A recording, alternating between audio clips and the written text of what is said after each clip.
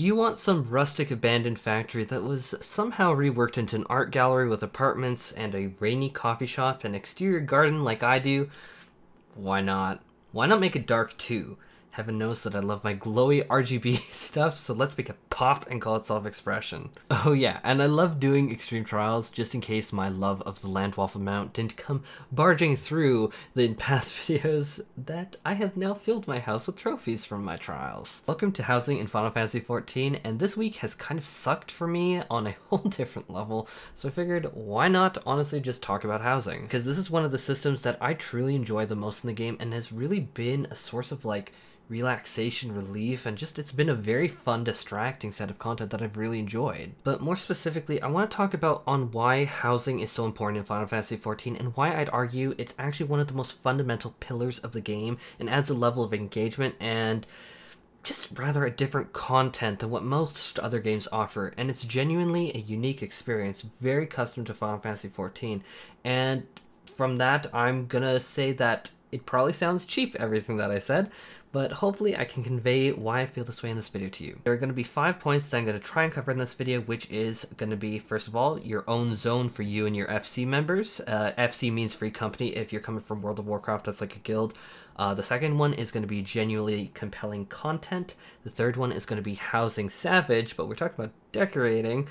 The fourth one is going to be self-expression, and then the fifth one is going to be community. Of course, all 5 points are going to be tangled up in the grand scheme of things, but I'm going to try and separate them a bit when I'm talking about them here. The first thing that's undeniably vital is that you want a central hub for yourself and your friends in game, which is our first point, having your own zone. Now, it might seem paradoxical to players coming from, say, World of Warcraft or other games, like, what does he mean, a central hub? Can't that just be like Limsa Lominsa with the cat girls and the cat boys? Kind of, but not really. That still honestly is a very public sector that I'd almost kind of feels like a quote-unquote other zone. I'm not really sure how to describe like the psychological phenomena of that, but it's like having had a private and free company houses for literally years in 14, I'd argue that it feels actually kind of really weird going to limbs at times.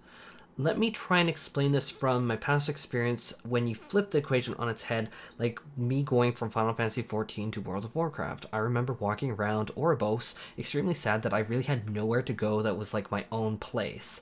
Or say my guilds that I was in had no central meetup location, making guild activities like meetings, events, and anything like that significantly harder, and it was very difficult to bump into guildies in the world just because there was no real place for you to all kind of like congregate and just always go to between activities, such as between queues or waiting for like someone to accept you into their +10 key. Oh wait, you're a Beastmaster, you're probably gonna wait a few hours. But at least in Final Fantasy XIV, it's kind of badass if you go to your free company house and even craft on the roof or the gazebo overlooking the mountains in the Italian vineyard. Or honestly, convenience. And yes, I do mean convenience. Like mailboxes are extremely easy to get to from a free company house, various merchants, menders, viewing old cutscenes with the unended journey. Heck, even if we're looking at from a pure guild perspective, being able to teleport to a free company house allows you to get it first 25% cheaper, then you can like teleport much cheaper around just because you're closer to the areas, just because it's like proximity based how much the guild is. But yeah, it's fun crafting on the top of the house. I apologize for nothing. And various forms that it can come in can be like you can unlock free company rooms for yourself if you're an FC. You can get a private house for yourself. You can get apartments as well in game. Heck, even if you're in completely different free companies, just on each other's friends list, you can actually send friend requests and be on each other's list, and then you can just visit and teleport to their house if they have that feature enabled. Also, you can even share estates, actively share it with someone so that you can technically have even more people involved in that house. But fundamentally, to wrap this point up, is that you have your own place that you can point at and be like, this is my place and I define it and all of its rules. And it's extremely, staggeringly different than something like the Covenant Hall or some strange floating copper, yeah, it kind of looks like that. World of Warcraft calls it Oribos. I have a different name for it though. Point 2 is about genuinely compelling content, which is going to be a hard sell for a lot of people because a lot of people are like, housing, I would never.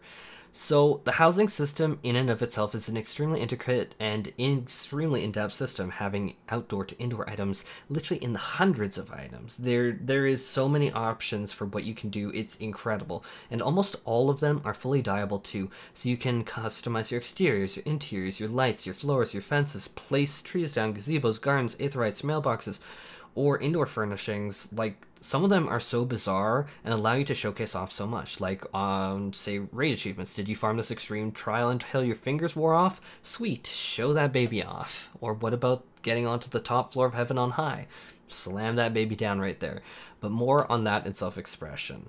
But beyond the obvious face value of itemization, there are unique systems to housing not possible elsewhere, such as gardening, which is one of the activities that I actually mentioned in my Ultimate Guild Guide making series, because it is an extremely in-depth and extremely feature-rich system, but it is also devastatingly rewarding when done properly with tremendous skill payouts. Truly, it is extremely solid source of passive income. Or chocobo training, where you are going to be able to train up your chocobos and the chocobos of your free company members up and level them up and even literally change their color, which is super cool.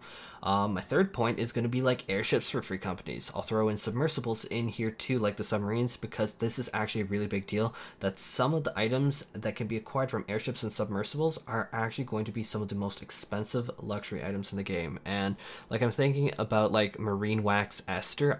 When it first came out, really wanted that because there was some rare like candle housing item.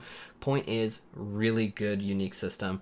Aquariums, you can show off fish, and so if you have someone who's really big into ocean fishing, they can really show that off. Another thing is the entire orchestrion scroll mix, which allows you to really customize the music in the background, such as if you want to like vibe to the Amarang theme, then you have like Sands of Amber as like an orchestrion scroll. Another feature is that you can place down an unending journey item, which allows you to rewatch past cutscenes in your house. The only thing that I'm still really waiting for is a glamour dressing for housing, and that would be a huge game changer for me. I think I'm not the only one waiting for that. A glamour dresser in-house, that'd be amazing. Now, part 3 is housing Savage, and I'm talking more about housing decorating Savage. See, once you have a house and have got through that definitely substantial hurdle, now you have the big open canvas to spread an idea across. Many players play Final Fantasy XIV exclusively for housing, which might be mind-blowing to some people, but yeah, there's a lot of people who are extremely focused on housing, and they're like, yeah, you know what, raiding's real cool, I've done that, I've seen that in World of Warcraft, been there, done that, I'm gonna do housing.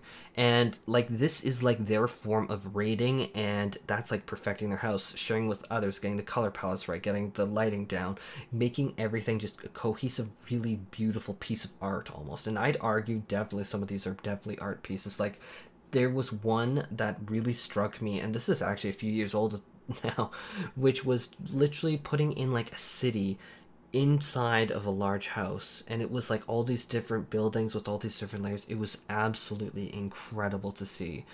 And I should say that a lot of them even take their work and their passion, it's like quote unquote their rating, as I said before, but they take that and now they want to do different works with different like constraints for other people that they do like commission work working on other players' houses. And for some of the top performers for housing, I have heard upwards of 100 million gil for large house commission work. I wouldn't be shocked if that was lowballing it with some of the top housers. Some of them are like months-long commission waiting lists from the ones that I've like talked to in the past. It's been kind of crazy, but honestly, there is a certain level of difficulty that comes with housing that seems massively understated. It's something that until you're made aware of it, it can go completely unnoticed. It's like, first of all, now you're playing in the constraints of a literal form of living art, since we're assuming that your free company is going to have members obviously come in and interact with things. You need to make it be functional with all the necessary features like retainer bells, vendors, merchants, enjoyable to be in, and honestly just look good, or at least have some compelling theme that you haven't seen a billion times before. Such as for me personally, my free company house started, what, my god, I think that it probably sent me back 20 million gil so far. I think that might be lowballing it. It's been quite a bit, and I've been also crafting the housing items myself from basic reagents that I got from the market board. But getting the items isn't really the hard part. It's actually going to be making everything as a cohesive whole, which a large part of it is quote-unquote housing glitches. which are just things that are extremely well known, extremely well established in the community, as just ways to move around panels, move around stuff, and just make it so that your house is just a more cohesive fit to your ideal image that you have in your head. And take for instance the upstairs loft. I'm going to try and specifically put footage here. This upstairs loft cost me literally hours and hours of my life, but that's kind of the thing. I know that when I made it, that it's like fun, it's fresh to me, and it's a style that I saw where no one else really had it yet. And now it's a living piece of art that people are gonna be able to interact with, already have interacted with. I'm actually running over it.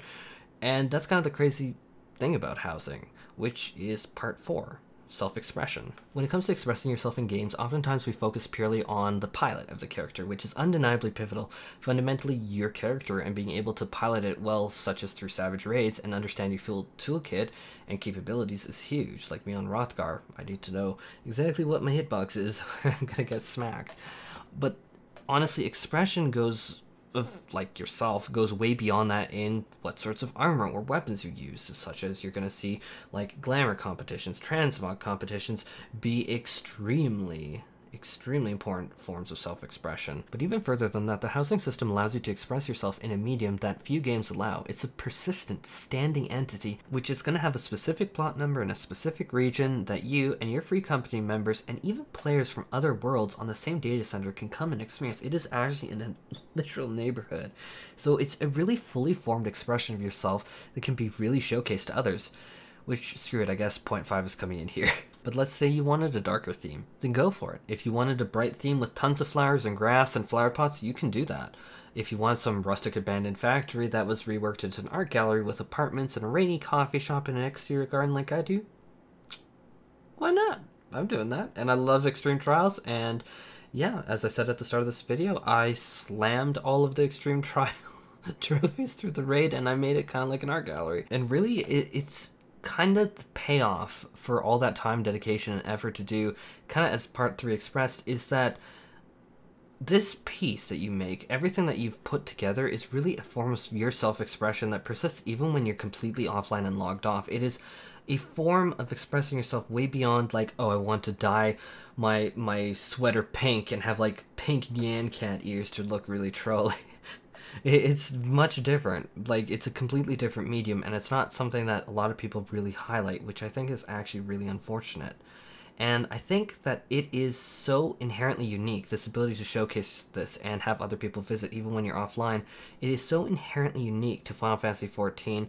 Like, when I played other games like Warframe, we can edit our orbiter, sure, absolutely, but in Final Fantasy XIV's residential areas and districts, they really allow you to fully engage and feel like you're a part of a fuller community. And I've oftentimes had invaders come to the house and jump on top of the roof or run through the house, and that expression there of like invaders coming to the house and like checking things and jumping on the roof of the house, it's very unique and very Final Fantasy XIV experience, which is a shame that so few people really shine a spotlight on it.